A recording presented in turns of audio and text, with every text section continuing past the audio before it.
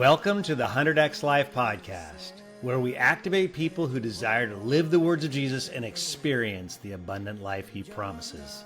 I'm your host, Rob Dayton, and I hope this podcast inspires you to put in the work of following Jesus. Now the Spirit of the Lord is upon me to bind up the brokenhearted and set the captives free. Hey, 100X Lifers, welcome back to the podcast. And we are done with the challenge. Oh my gosh, 62 days of the first days of the year. So much fun, so much good to look at and to celebrate all the things that God did because we showed up, because we were obedient, and then he does his part. It's such a partnership. And we've been going through podcasts where we're actually talking to people who did the challenge for the first time.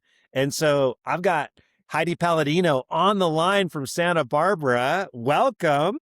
Hello, everybody. It's great to be here. Thank you, Rob, for having me. Appreciate it. Yeah, and I am so excited with this conversation because Heidi Palladino and we actually cross paths like in the story. And I'm really curious about you reading my story. And then you had an intersection with Nancy and I when we were first married in our first 2 years. That's right. We lived very close together, and Heidi does some very cool graphic work. And we were looking at having her doing a brand for this idea, this hitching post idea, which is a bicycle transportation thing. But oh my gosh, tell us a little bit about your side of the story of interacting with Rob then, and then as you reflected on it in reading the story. Well, I do remember meeting you. I did do a logo for you, I believe, and then maybe another one that didn't come to fruition. I just remember meeting with you, and we had this whole conversation, and then kind of at the end of the conversation, I learned that you guys are believers. I'm like, this is great. So that was super fun. I think I went out to coffee with Nancy. We had a great conversation. And so all these years later, we haven't intersected that much throughout the years, but it's kind of wild to be here. Rob, you have been through just this journey it's been years, and I so much appreciate that you're really honest with where you've been through and where you're going. And God has done amazing things in your life and continues to. I just think about this next life, and I think, wow, this is lots of years in the making, right? Not just the actual writing of it, but all the preparation that came to be able to write what you've written. Just the writing alone, I imagine must have taken a long time to writing the book and getting. I am really quite impressed I'm a graphic designer, so sometimes I do editing for publications or whatever, but I'm really impressed with the organization of the book.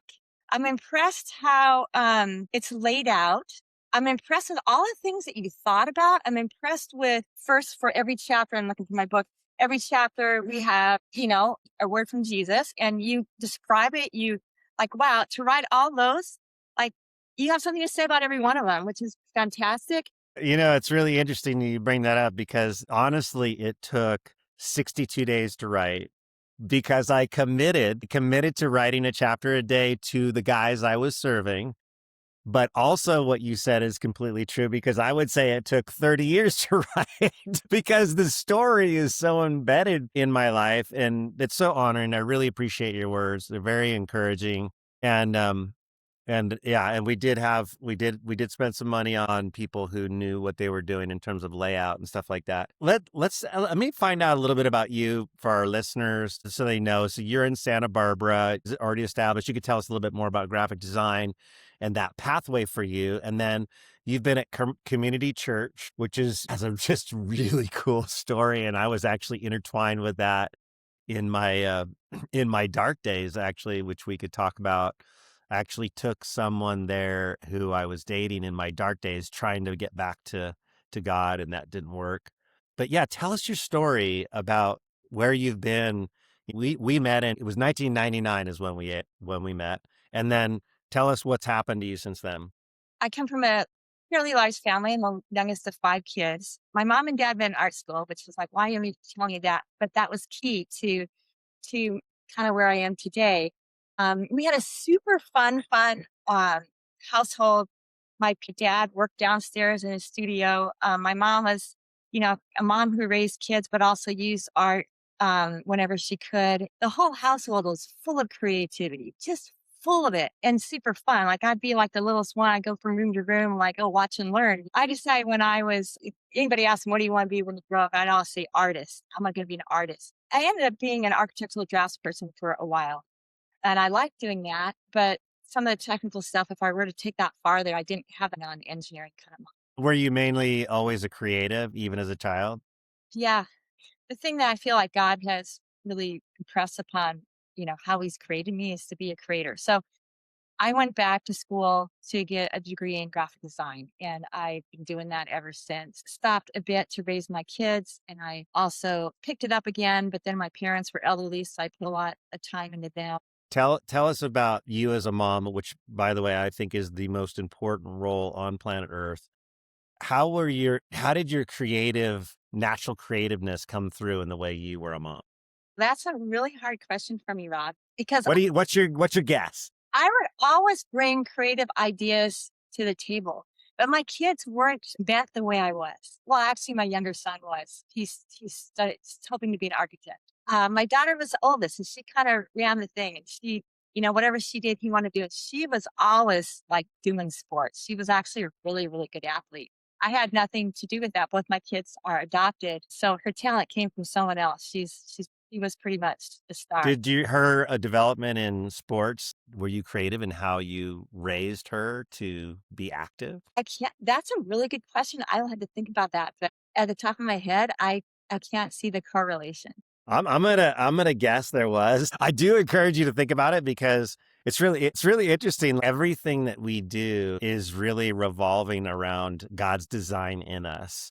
Mhm. And you've got this very strong creative genius in you. And then maybe the fast forward question is, how do you feel like your creativeness manifests in your relationship with God and how it's developed? That's a great question. I love that question. I actually lead, kind of a leader of women and a leader of groups. And my favorite thing to do is lead them in some sort of creative, spiritual, prayerful meditation. And sometimes I bring art into it, sometimes I don't. It's kind of hard to explain because it's really unique and really different. Currently, What's the outcome you're going for? That will really help us understand your design. I'm going for is having women meet God and be in his presence. A lot of people want to be in God's presence, but they don't know how or they don't make space for it. So currently, I'm leading a group for um, foster and adoptive moms. And when I was younger, you know, raising adopted kids, that's a unique unique kind of family. There's some beautiful things about that and some really challenging things about that. And when I was younger and kind of the thick of it, I'm like, oh, I really want a group, but there was no one doing a group. And so now that my kids are older, like, wow, well, I could lead a group and Wow. with that, give people what I wanted. And it's such a blessing, Rob. And you're focused on that group of is it foster moms Foster primarily? adoptive moms. And what's really interesting about that story, and now our stories are going to intersect again, Okay. is when I was at the house of prayer, one of the things I noted about the churches we're praying for is they all were kind of the personification of God's unique design in an individual. In other words, each church had strengths Uh-huh. and passions and purpose that were different. And one of the things I noticed about your church, very unusual, is that you had this kind of corner on the market of foster parents Yes. in community church. Like there were so many, it became kind of a contagion and they were all kind of binding together and supporting one another in that endeavor. So then you come along and now you've got this role in that. Is that the connection? Is it a lot of people who are just in your church that are already in that? I have adopted kids because I had unexplained fertility. I didn't do it out of the kindness of my heart. I just wanted children. But there tended to be this kind of theme in our church where people were kind of encouraging each other. One person was adopting or fostering, and then like, let's do this. Let's take care of the orphan. And it just got bigger and bigger and bigger. And I think initially the attitude behind it was like, this is so great and it's gonna be wonderful. Adoption's beautiful. And it is. But there's also a lot of pain because many of these kids come from really hard places. Yeah, and the enemy, the one thing I note about is the enemy really goes to work on their identity. And Exactly. Yeah, Nancy was adopted as well. yeah, I do. And so she had that battle too with Yes. the enemy telling her that Yeah. she ended up in the wrong family. Her parents would have been better. Her story, the story that she was telling herself that the enemy was working on, is it would have been better with her original parents. That's very common. I think ultimately it is good that kids get raised by their biological parents, and sometimes they're not as able to, but that misconnection is really hard. And when kids go through teenagehood, you know, just normally, who am I? What's my identity? You're all figuring that out. But they have an extra layer, like, who? Yes. But then, where do I come from? Where are my roots? Where's my Mhm. biological family? And I have this adoptive family, but gosh, they look really different than I do. And for my foster adoptive group, I call it SOS, stands for Slice of Sabbath, because I want these women, some of them are like, from the minute they get up, they are working their tail off. There's a lot of demands. They don't often have a lot of time for God, or it's very minimal. So I provide, we only meet once a month, but it's like 2 hours of let's connect with God, let's get there. And these women all come together. Like a lot of times adopted parents are kind of timid to share things because people that are not don't have kids that are adopted, they don't get it. They don't get Yeah. the challenges and troubles, and they'll kind of give what I call parenting 101 advice. We need something more than that. So it gives us a chance to connect. And anybody shares anything, it's like we all get it. Like, oh, we've been Mhm. there, we understand, we know what you're going through. So I have to share that one, maybe Nancy has done this already, but I'd encourage her if she hasn't to look at the life of Moses. One year in my SOS group, I wrote some curriculum on Moses, and starting from the very beginning, any kind of adoption happens because there's a crisis, right? In Come on, Moses, yeah. there Right. was a crisis. Like the Pharaoh was killing all the babies. That's a huge crisis. So if you track his life, he was first with his Hebrew family, and then he went Yeah, to, so your point is that he was adopted. So you're kind of coaching moms through that yeah, real experience of that biblical story of yeah, adoption. And I love your outcome of connecting. You want to connect these women to have some God time. They probably need it more than anyone else. And I would propose that they need connection with God in order to get the oxygen to supply to their kids that are adopted who are going through this identity issue. And then I would say, I think it's challenging for a lot of people to think of the word of Jesus, take up your cross. I would say that if you're a foster parent and you choose adoption, you have taken up a cross for those kids in a way that no one else will. Would you agree with that? Or do you have any insights on that? I don't think my situation is the same just because, hey, I wanted children. That this was God's provision for me to have children. Yeah, well, maybe your biology is saying I want kids, and then also you find out, this is pretty hard, and then you stuck to it.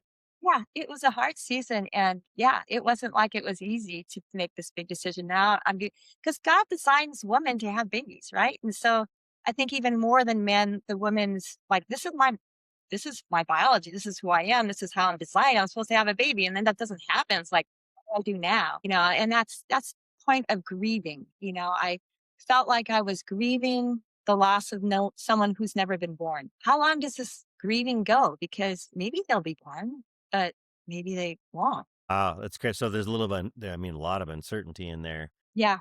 Yeah. That's quite a developmental process. Is there a signature theme for you in the way God's grown you through the experience of, being creative, going through that mourning process of not being able to have kids, and then being a foster mom and now serving? Would you say there's one thread that God's like really ingrained in you?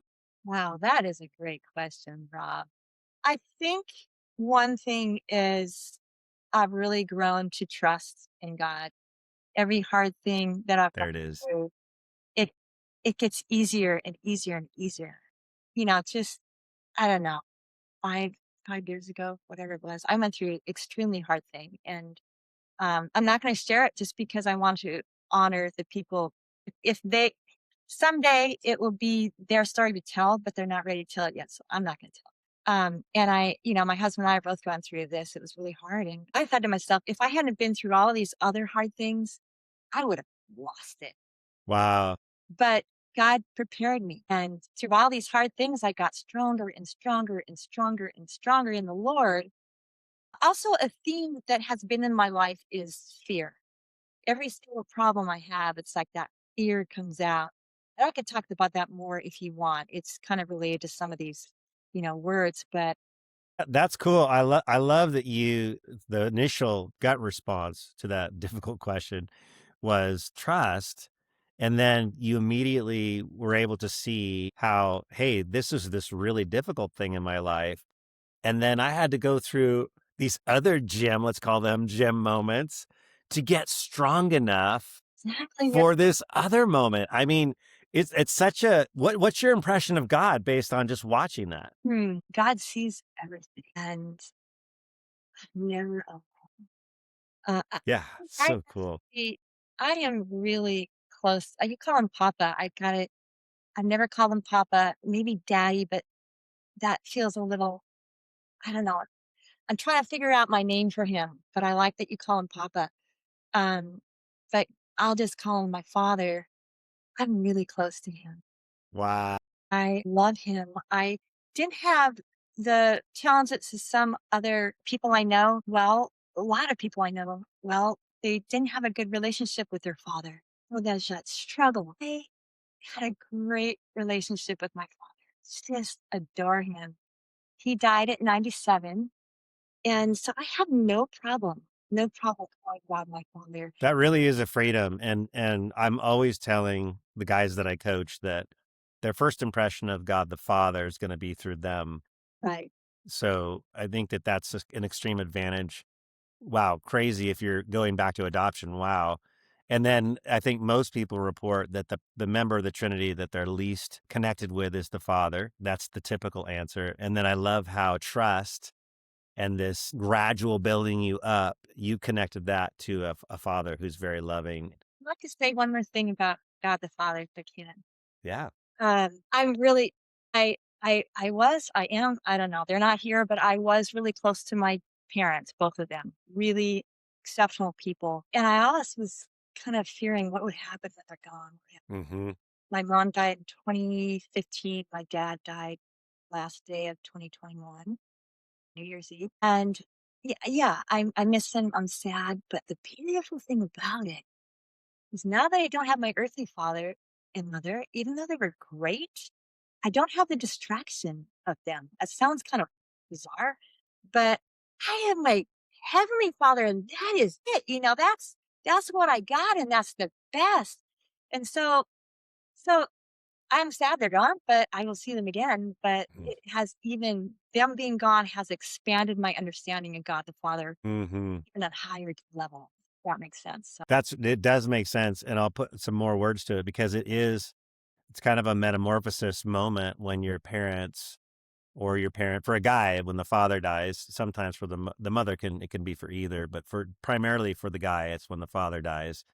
They see themselves as finally a man, sometimes for the first time, truly as a man. They don't have this person to look up to anymore. And that can be an extreme amount of freedom. That is the last set of becoming a man. It's like, okay, my father's gone and now I'm free to be the man I was created to be. Really, really cool. I love that. Let's get into your experience on 100x Life and just understanding how that's impacted you. We've got this, crazy challenge that we also that I think Jim Johnson invited you into. He's the coach at your church. yeah. How would you describe like being introduced to 100x Life and your thoughts about that? Well, when I first heard about it, I thought that's really cool. And something happens with me. Sometimes I'll kind of be thinking about something and I'll hear this thing go, yes and no, like from God, like I immediately. love that. And the first time it happened, I didn't really listen, like, oh, is that God? I don't know. Is that me? I don't know. But I didn't listen. And then it didn't really go well. So I'm like, whoa, I gotta listen to that. So I just kind of barely thought about this process and I heard this, yes. So I'm like, okay, I'm doing it. Actually, Let's go. I didn't think much about it. Like, I liked it. I like the idea of exercise. I like the idea of the spiritual challenge. I like the idea of physical challenge, but it's not like I hemmed and hawed for days. Well, should I do this? Should I not? I felt like God said do it. And what did you get out of the intertwining of the physical and the spiritual? I think that being in a physical gym, like you've said over and over and over again, is a really good metaphor for this the spiritual gym, and one kind of encourages the other. So that's a pretty simple answer. And you made that connection, and did that fuel your thinking of growing in a spiritual moment? That is just, I'm just working out here. I actually saw, I think as women we can have this tendency when we work out and go, oh, I lose weight, I look good. But I'm trying to get this mindset of I'm working out, I'm feeling good, and I'm more equipped to live the life for Jesus. I'm more Come on. well because I have more energy. I feel better. I feel stronger. Took care of my my husband's stepmother last week. She had back surgery.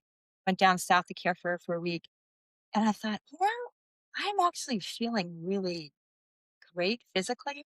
And I think I'm able to do this a lot better than if I wouldn't have been doing this challenge. Oh, 100%. And yeah, it's interesting because on the Whoop, which I don't know that many of the followers here are on Whoop, but it actually gives your age, your cardio-muscular age, and my age is 52. And then it tells you how fast you're aging. You can age at 1, which would be normal, or 1.2 faster or less. Right now I'm aging point 0.8.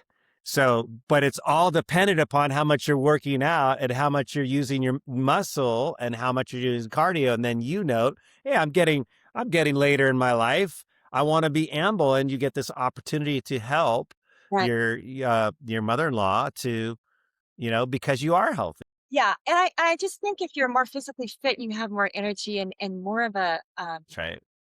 a steady, like a clear mind to action the words of Jesus, to, There it is. yeah. There it is. I mean, that's really cool, and that's a kind of a different angle than we take in the book. But yeah, like you're feeling good and you're energetic and you're fit. Your body is kind of in check, and then it's like, "Oh, I can do this too. I can be obedient in this moment too," because you've trained yourself to get your body in order. I love that. And then, was there one word in particular during this challenge that was just illuminated to you, or you felt like it really grew in? I'll begin with forgive. That was super, super powerful. And just to preface this, there's kind of three things that came from it, and where I realized, well, I really liked your assessments. And at first, Rob, I gotta be honest, at first I'm like, oh, this feels really legalistic. And you're Yeah, telling me right. you're measuring up. Like, I didn't like that. But after doing it a while, like, okay, I'm tracking with it. I get it. And it helps you to know where you've been and where you're going and where you want to go. But this forgiveness thing was kind of threefold for me. It helped me realize how far I've come. And then it helped me realize a big thing that I need to change. And then it helped me realize a bunch of little tweaks. Mm, Like, I feel like in this challenge, there are huge things to work on.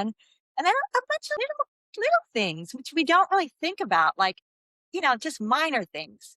But if we're really looking into the words of Jesus and we're really following him, there's all kinds of little tweaks we could be making. do you put the tweaks in the refocus category, or where do you kind of put them? Oh, that's good question. Yeah, I think so. Yes, yes, I would. So it's kind of like you have the capability Yeah. and you feel like you can do this, and then maybe I need a little bit of refinement. Refinement. That's a good word. I like that. So all those little refinements, like without doing the challenge, I don't think I would have noticed the refinements. Hmm. It's like there's one, oh, there's another one, oh, there's another one. And I think if we really do all these tweaks and refinements, that's huge for the effectiveness in the kingdom, right? Mm. That is really, really big. But anyway, so the first word that really struck me was forgiveness. And I forgave someone, it's been a challenging relationship, a friend of hers for a while. So initially I thought of this person and, saying a declaration of forgiveness. And then How did the declaration go for you? I Because that's loved it. it's kind of an interesting thing that you're imagining the heavenlies and you're actually in the courtroom of heaven. Yeah. And I love the idea of saying it out loud. And I love the idea of actually not having to go to the person and say it to them, because all these people that I had on my list, it probably wouldn't be appropriate to go to them in person because they have now this like, God forgive them, they know not what they do, right? And that would cause more damage than good. So anyway, there's that one kind of big thing. And then there's a bunch of little tweaks, like people that just kind of annoy me because they have a kind of a tough personality, or, you know, some things about them. They're just a little tough, not bad, just a little, you know. And so I call those the tweaks. Like you got to work on the tweaks too. But a few, like I did that, like, wow, this is really powerful. And a few days later, I realized there's somebody that's hurt me really badly. Like the person that's hurt me worse of anybody in my whole life. And you realized it. Yeah, is somebody when I was 16 sexually abused me, and I totally forgot. Like they're not on my forgiveness list because I've already done it. And You mean you already forgave them? I've already forgiven them. Yes, I've already forgiven them. And a couple reasons. So that's the thing that's like, wow, in this challenge, you see where you've already been and where God has Yeah. you and taken care of you and grown you. So that was really That's a huge advantage if you notice those things. Why do you think that's an advantage to you? Because I'm feeling the energy behind it. definitely because you see what God has done. So you know what he can do going forward. So it actually increases your faith. Remembrance of what he did Right. is going to increase your faith in what he's going to do next. So I just want to That's connected to that trust as well for you. I had some good people in my life that helped me through that. Also began, I don't know, maybe I was in my early 30s. I began a group with another woman in my church for women who have been sexually abused. We went through Dan Ellender's book, Wounded Heart. If there's any of your listeners that are, struggling with this, I highly recommend the book. I highly recommend reading it with other people. There's a workbook that goes through it. It's hard work, but it's really good work. I have seen people just miracle after miracle, people changing. Like you don't even recognize the end of, really looking in this book and digging in. So that was a really blessing for me to be involved with these women. I got to ask you a question about that just to see kind of how you took it. So you're talking about this sexual violation, a really big deal, and then you're talking about getting healed. Mhm. And then I want to connect that with one of the stories in the book Okay. about a colleague of mine who was working with someone in India, and she was being raped, gang raped, which she died from that. But during the being raped, she noticed that this guy's face was deformed, and she actually reached up and healed his face, which is why we know she was raped and killed, because that guy became a Jesus follower and turned himself in. How did that story hit you? I thought it was a powerful story. I loved the story. And I thought, man, I'm not sure Yeah. if to do that, really. Right. I, Yeah. I actually do a lot of walking, Mm-hmm. or walking up the Riviera and some kind of remote areas. Some of the areas I'm like, ooh, I'm kind of watching my back. And I think if you've been before, that's something you're kind of like, ooh, okay. Yeah. But I thought about this story a lot on my walks and going like, if someone just came out of the bushes, and started taking me down, like, would I have the strength for that? Mm-hmm. So it's a really good imagination.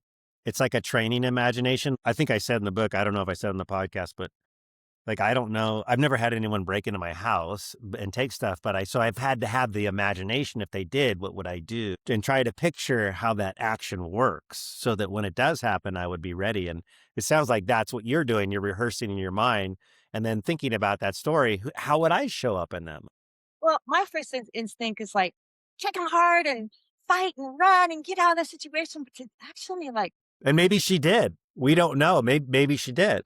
maybe she did. It's really made me think like, wow, I was like that. I don't think I'm there yet, but yeah. It's a really wild thought because for me, it helps me imagine possibility and helps me for other imaginations I might have in the kingdom where being placed in a very difficult situation. We're kind of coddled here in America, but there are difficult situations that in the church you find out on any given Sunday about how someone betrayed someone, and this forgiveness thing that you're expressing Would you notice, like, if you had some people who are like, oh my gosh, they're at church, you're in the church setting, and you're hearing them and like, oh, we just got ripped off. I don't know what it is. Someone stole $100,000 from our business. Would it go off in your head? How are they going to forgive? Well, I think before this challenge, no, but I've heard you talk about this very thing.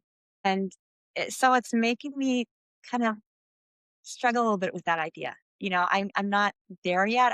I think if the situation happened, I'm like, oh, that's too bad. Like that's awful. Yeah. But you put a different spin on it, and I'd love to hear your spin again if you can kind of pull it. Yeah, I don't know. I think that these things are really challenging, but I love to think about them because they happen. Mhm. I'm fully on board with the goal is to be like the Father. Jesus is teaching us and inviting us with Holy Spirit's power to be like the Father, to be one with the Father, so much so, I believe, that we would be mistaken for him, just like Jesus' expectation was. Don't you recognize me, Philip? Um, so I just imagine in all these situations, what would the Father's response would be? And so, I think I don't know if the father would be too concerned with suing. And, I think in my life, I've threatened that once with the expectation that, I was going to relent before it actually happened. I just wanted them to be serious about my intentions. And I was at a really good place of forgiveness already. I felt like it was a place to bear across. And I think the resolution was really, really good. But yeah, I don't know. I think it's a great question for us to explore. What are the possibilities of love? Love is such a powerful thing. It's kind of interesting that we're talking. I'm thinking like it's those little tweaks. It's those tweaks that maybe we keep doing. And I actually had a little tweak back in 19. This is a long time ago, 1979 or 8. I was in New Zealand. I was going to Bible school there, and somebody broke into my door um, and stole money out of my wallet. It was like only I don't know how much it was, $50, something like that. But I remember my first reaction was like, "Oh, well, I hope he uses it for a good cause." That was my thought. That's amazing. Isn't that a great automatic thought? But, that's just a little thing, $50. Although I did Yeah. And then training for reigning, we get the bigger thing, the bigger thing, the bigger thing, and we trust God for outcomes. maybe it was bigger than I realized now because I actually counted my money wrong. I stayed longer, but I counted my money wrong, and I'm like, "Oh, I don't have enough money to get out. I mean, to live." And it got to be a big mess. Like I didn't even have my visa. My visa got messed up. So I was living illegal in the country. I didn't have any money and God took care of me. It was fantastic. There it is. He always shows up Yeah. and takes care of us. Yeah. So cool. Okay, so what's the other word? Forgiveness, and what's the other one? The other word is do not worry. I have a theme of fear in my life. I've done a bunch of what's called 21-day brain detoxes with Caroline Leaf's program. Tell us about that. Okay, I will. I tended to be a negative thinker, pessimistic, kind of depressive. And a friend of mine was telling me about this 21-day brain detox by Caroline Leaf, a Christian neuroscientist. First thing you do is you ask God, what negative thought, what lie of the enemy, what toxic thought do you want me to work on? It's Mm. one specific thing. It's not like, oh, worry in general, but it's like something specific you're working. Worry about a specific thing, maybe. Right. And so his response to me was, and it was pretty immediate, like, I want you to work on your hatred and bitterness towards a certain person. Wow. And it was a person I really struggled with in my life. So I said, you can't be serious, God. You can. Right? Well, Come on, someone else got.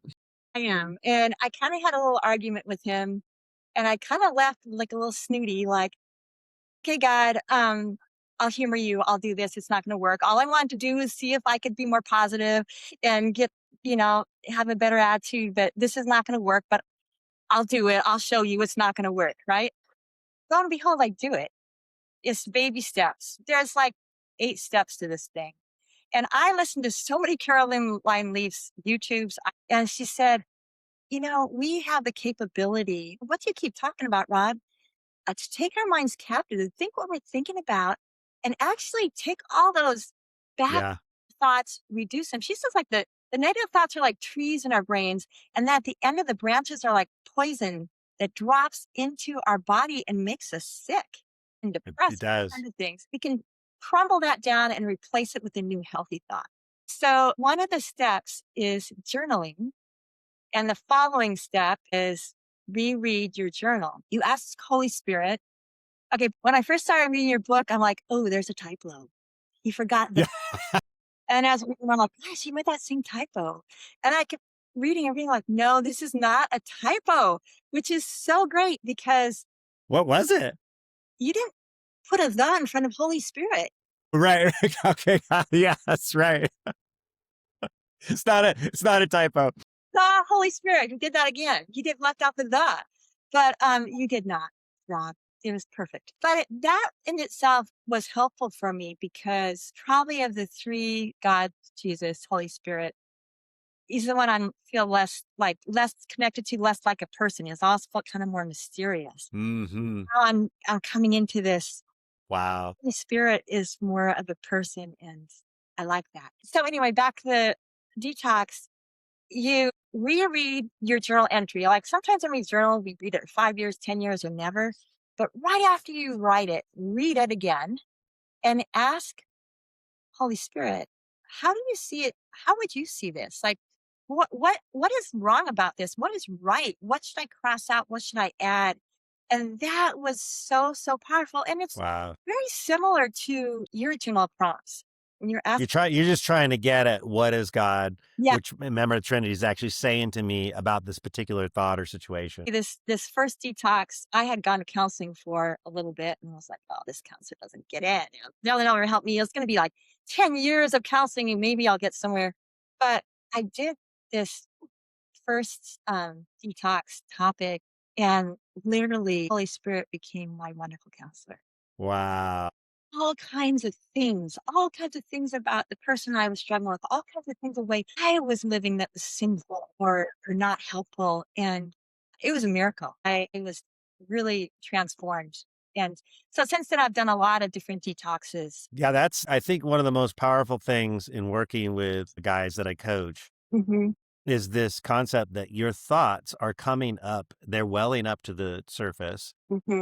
By the way, you cannot get rid of them. Maybe I'll just say maybe they go away, but no, they're always coming up. I haven't been able to get rid of the ones that come up when I'm driving, for sure. And so they're coming up, they're welling up, and then how you respond or interpret that thought is actually how you're experiencing life.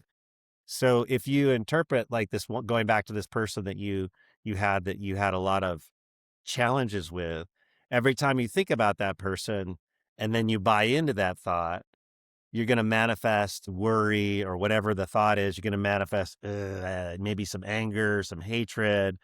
So the trick is with Caroline Leaf's detox, with next life, with taking every thought captive. Paul's description in 2 Corinthians is that we are to get really good at noticing. That's the first superpower. Just notice the thought that's coming up.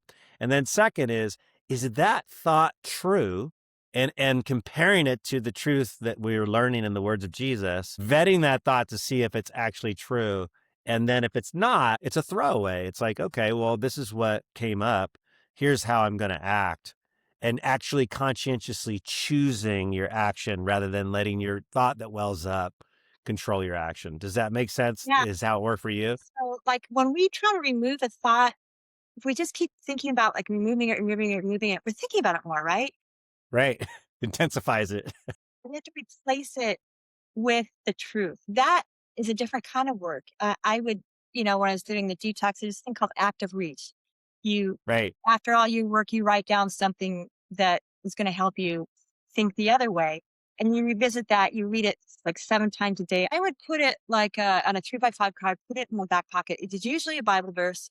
It wasn't long. You read it for 10 seconds, but you have to think about it. You Mm-hmm. several times throughout the day to reach Mm-hmm. your brain and stop thinking about, the negative, toxic thoughts, the lies of the enemies, and replacing that with God's truth. Yeah. I think the most powerful one, I want to know what you think, but that I've heard of in 100X Life is just seeing people as an image bearer, it's a really easy one to adopt. Okay, everyone I see is an image bearer. Okay, so when this thought comes up about this image bearer, the truth of image bearer is more powerful than at least in mitigating my thought. And I've done about 25 different detox topics. It's just kind of my thing. I'll do them and I kind of won't do them and I'll kind of come back to them when I feel like I need them. But one of them years ago was I was a Christian and I didn't feel like I loved people. Like, what's up with Right, right. Yeah. it's awful. So I did a Hmm. whole detox on that. And one of the beautiful things that came out of it was what you're talking about a lot. It's just looking at people as a creation of God and they're valuable Come on. valuable because God made them. And then another thing I like to do, like your grocery store stories, be in the grocery store and see these people and just look in their eyes and kind of think of like this love of God coming to Come on. looking at them with God's love Yeah. in your eyes. And you see people like, maybe they're looking really down or something. That kind of their face lights up. Hmm. Hmm. I don't have to say anything. Yeah, and not only does that deliver love to them, but it's also another way to transform your own mind Absolutely. to seeing people completely different. Yeah. My gosh, Heidi, I feel like we could talk forever. Any final thoughts on the challenge and what you experienced? My mom had Alzheimer's for 13 years. She loved Jesus. And when she forgot who I was, that was painful. But when I talked about Jesus and she said, "Who's Jesus?" That was even more painful. And I was so mad at God. Like, how could you leave her? How could you leave her in her moment of loneliness? And she calls you her best friend. Like, where are you? I was mad. So years later, 6 months before she dies, she can't talk. She's just gobbledygook. No words make sense and just everything's off. I was with her and I was reading a psalm to her and she was saying, So I'm like, oh, I think she's getting it. And then after I'm done. This is a lady who can't talk, right? She looks up like this and she says, "There's a beautiful city up there and I go there all the time." Wow, look at that. God was giving her images of heaven. And then also the days before she died, I was with her in active dying. At one point, I was reading her psalms and singing to her and stuff. At one point, she grabbed my hands and put her face really close, and she's trying to say something, but all she could get was, and her tears are coming down her face. And I was like, "Oh, I want to know what she says. These are her last words to me," but I didn't get it. So I had to explain that before I read my journal entry, or it doesn't make any sense. This is what I felt the Holy Spirit say to me. "My dear Heidi, it will look like resting in my care and provision. I took care of your mama, right? You didn't think I was, but I was giving her something of myself that was ministering to her right where she was at. I never left nor forsake your mama. I will never leave nor forsake you. Her last words to you were gobbledygook. She was about to die. When she took your hands in hers and looked you straight in the eye and said a bunch of sounds that were not words, with tears in her eyes, I did not give her clarity of speech. I knew he wanted to know what she was saying so badly.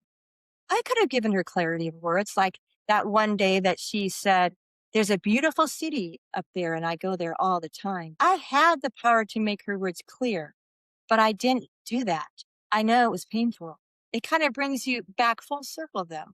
You couldn't understand that I did not leave her when she asked you, "Who's Jesus?" But not understanding her last words to you, asking you to grow in hope, grow in trust, even when things are not clear. I will carry you when you are no longer able to care for yourself. Someday, when you see her again, she can tell you with clarity what she said to you that day.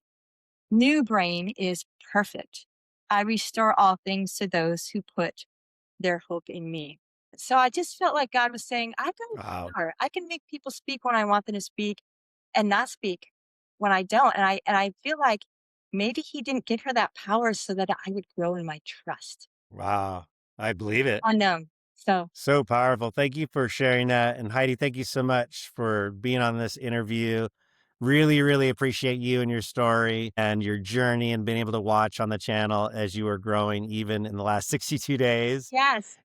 Awesome. And guys, we will see you next week. Thank you so much, Rod. Love you. If you believe in the 100X Life movement, please follow and invite a friend by sharing this podcast. The 100X Life movement can also be found on Instagram and Facebook, and also at 100xlife.com. The 100X Life podcast was produced by Jenna D of Jenna D Services with music by Ryan Ellis.